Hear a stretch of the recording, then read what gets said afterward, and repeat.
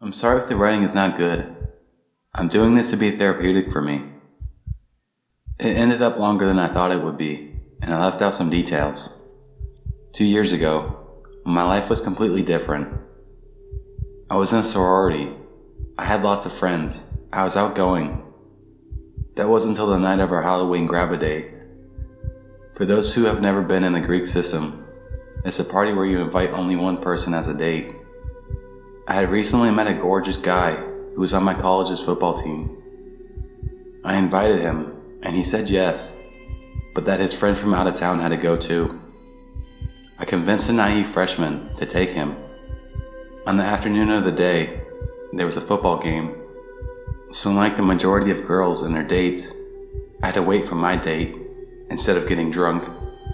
The game ended with just enough time to take a shot of vodka with my date and the two guys before we had to rush to the bus to meet the freshman and go to the boat where the party would be held. I ended up finding my date and his friend rather creepy while on the boat, and ignored him for most of the night and danced with my friends. Unfortunately, my keys were at his apartment, so after we got off the boat and back to the Greek system, I had to return to his place. This was when things went wrong. I quickly went to his place and grabbed my keys, but by the time I found them, he had poured a shot for each of us. It was just me, his friend, and himself. I at first declined, but they insisted I take it before I leave. I don't remember anything after that shot.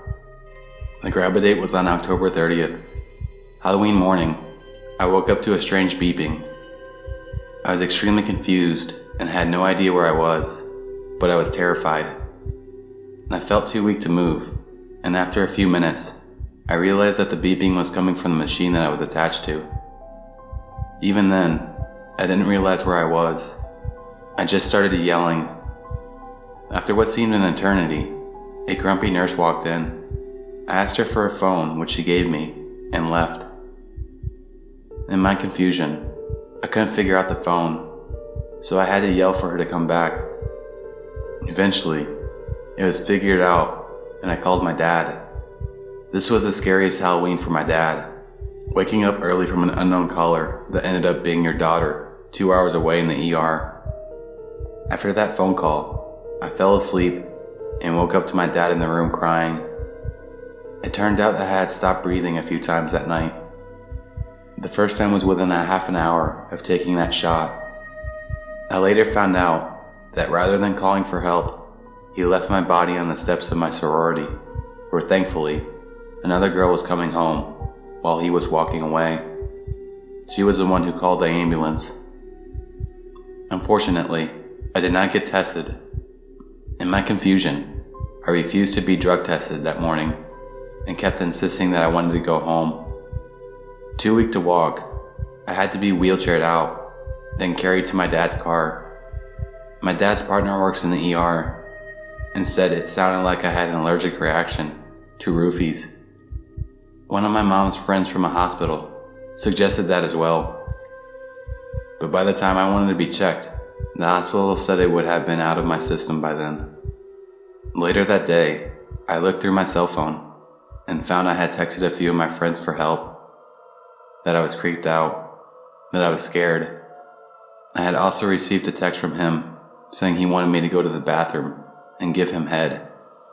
I decided to reply to his text and ask him what happened, that I had woken up in the hospital. He replied, "That sucks," as if this ordeal wasn't enough. After a few days when I returned to the school and sorority, a rumor had started that I had had alcohol poisoning. When I tried claiming that wasn't what happened, people told me I was just too embarrassed to admit it. I was even sent to Standards, a sorority court for where you get punished, and told I wasn't allowed to go on another grab-a-date that quarter. Very few girls asked if I was okay. I wasn't. Before anyone states the obvious, I should have bailed out well before I did. I dated my last serious boyfriend for around 6 years, and I always received pokes off a fellow on Facebook. I didn't think too much of it, and we had like 30 friends in common, so I figured maybe I had met him somewhere along the way.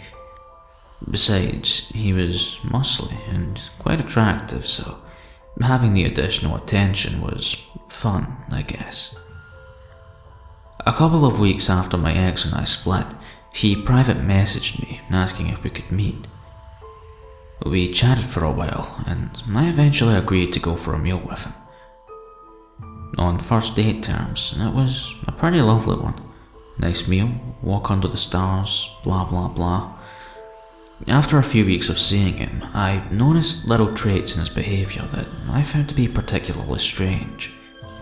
He would never let me in his house, and would leave me standing outside. One day I stood outside of his house for 45 minutes at 10:30 PM as we had walked there. I didn't know where the hell I was, and he decided that I had given him the hump for no apparent reason. This is where I should have bailed out. The following Friday, I figured I would give him the benefit of the doubt and invited him round. He stayed for 9 days. I had to text a friend asking her to pick me up and not invite him just to get him out. I figured I would leave it now, until he turned up on my doorstep the next day.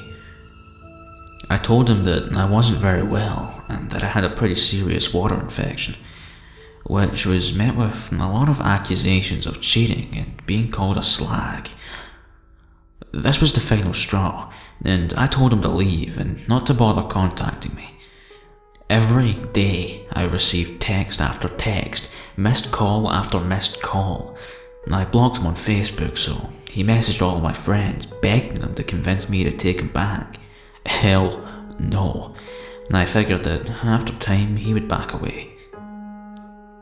Things went quiet for a week. It was bliss until I received a call off of a number I didn't know. It was him, asking me who the man who had just walked in my front door was. By the way, he was my dad. This happened every time someone walked in my flat. Male, female, black, white, anyone. Turned out he knew someone who lived across the street from me, and had him and his lovely girlfriend watching my every move. Things calmed down again after speaking to the couple and explaining the grief it had caused me. He told them that he was still with me and that he was concerned for my safety. And I thought he had got the message, until one day I finished work and caught the bus home. I had this perfectly timed, so I would always be pulling up to my estate at 6 PM. As I strolled down the hill to my estate, ready to cut through the alley for the garages, I noticed a figure tucked away in the shadows in the corner. It was him.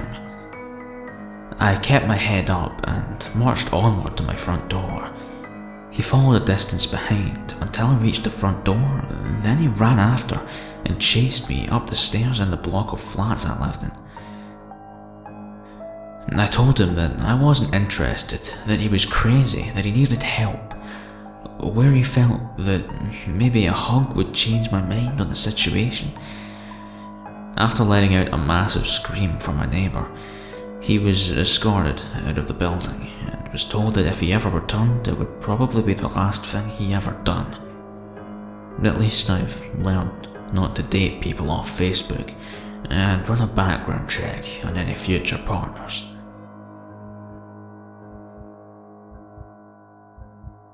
When I was 22, I lived in a semi-hip, semi-sketchy part of Brooklyn known as South Williamsburg. I lived in a 2-bedroom apartment with a lesbian roommate named Tony. We didn't get along very well. I regularly went on dates with guys I met online. Most of these dates were nothing to post online about, but then there was this one time I met Dave. Dave and I agreed to meet for a few drinks at my favorite bar, which was called Barcade. This bar was amazing because it had dozens of American microbrews on tap, and also because the entire space was filled with 80s arcade games, which were still a quarter a play. I'm talking Pac-Man, Galaga, Space Invaders, 1942, Tapper, Gauntlet, you name it. What I didn't realize is the decision to meet at this particular bar possibly saved my life. So I met him at Barcade, ordered a beer, cashed in $2 in quarters, and challenged him to a few games. We started out having fun, playing in turns, and cheering the other on, but after a few rounds of Punch-Out, he started getting antsy. A lot of, "Do you want to take this back to my place?" and "Let's get out of here." I blew him off and didn't think anything of it at first, since I still had quite a few quarters left, and just thought he was anxious to get in my pants.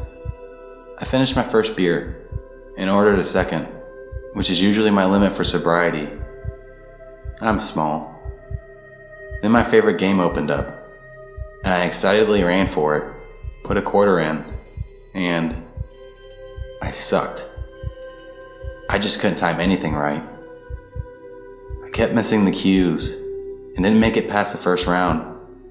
This was weird, since I pretty much lived on this game and beat everyone I challenged on it. When I mentioned with wounded pride that I'm normally not this bad after only one beer, he started to get even more insistent. "No, seriously, let's go. This place is too crowded for good conversation. Let's go somewhere quieter." I didn't understand, since we'd only been there for like half an hour, and I was interested in having some fun, but I also wanted to get to know him first. I again insisted on using up my quarters, of which I had only 2 left. I put another one in the game, determined to kick his ass, and this time, not only could I not make it past the first round, but I had trouble even holding on to the joystick correctly. This was when I started putting 2 and 2 together. I realized I was in a really bad situation and needed to play it cool, so I did what any normal 22-year-old would do.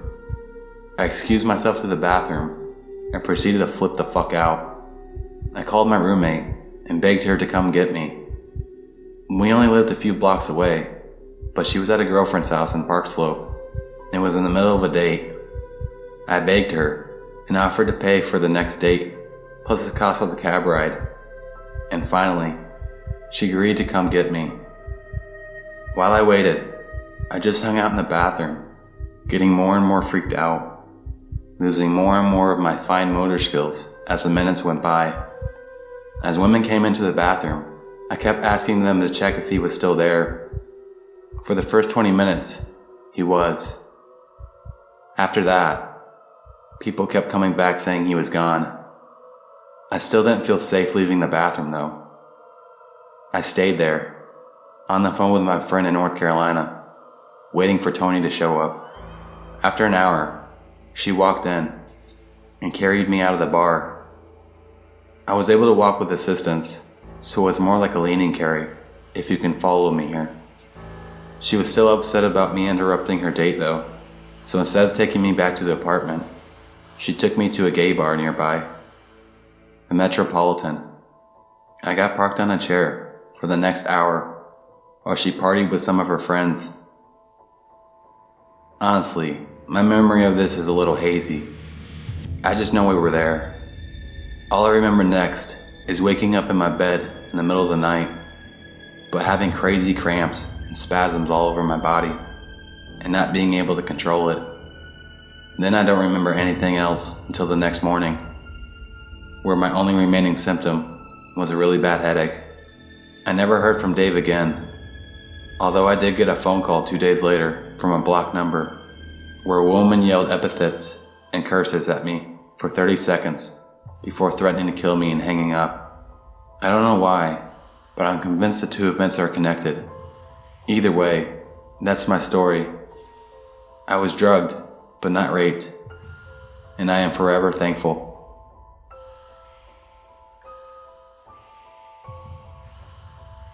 The weekend after my 24th birthday in February this year, I went on a blind date that ended atrociously, as the person I met smelled like a skunk and was a liar.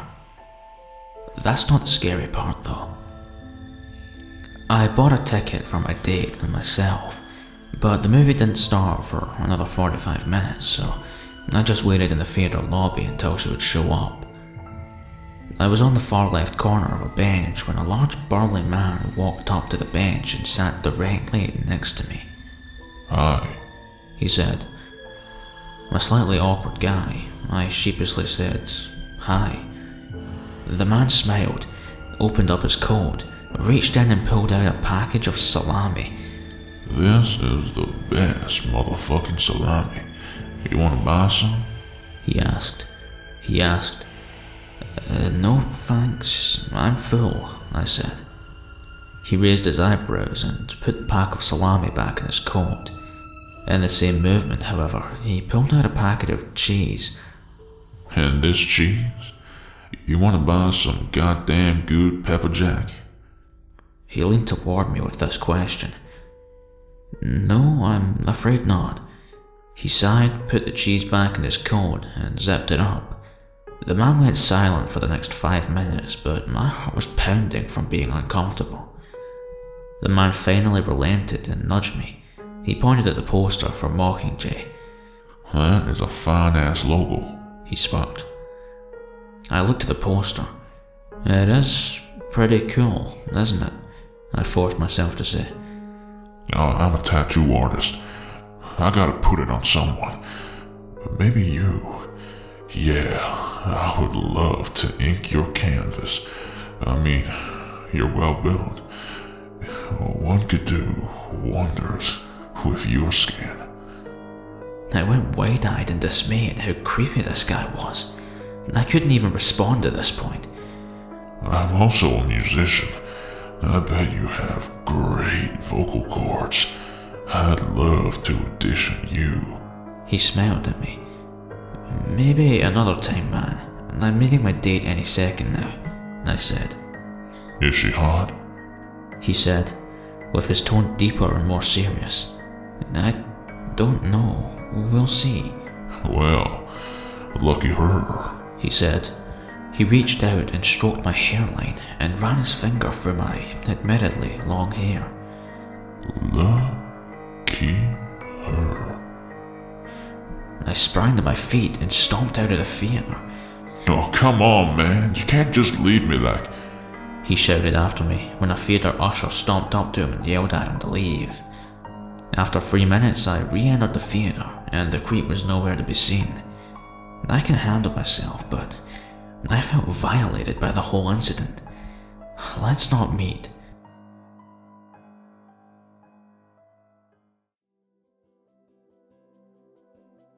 Well guys, try and tell me you don't have raging boners after that last story. The memories. Anyway, I wanna give a big thank you to ScaryStuff Ding for fucking up and forcing me to redo my stories. For collaborating with me. I'm just kidding, Scary Stuff. It was great working with you. Anyway, if you guys want to see more from him, even though you've probably all just came from him, then check out the link to his channel in the description. You've heard what he can do in this video. Why not go over to his channel and see what he can do all by himself?